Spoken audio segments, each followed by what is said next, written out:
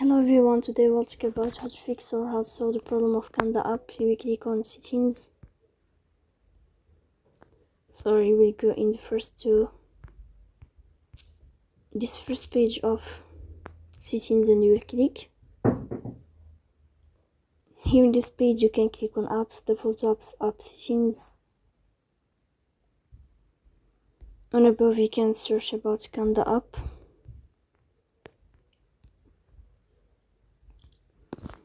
Here in this page of app info you can click on first stop and you can click OK.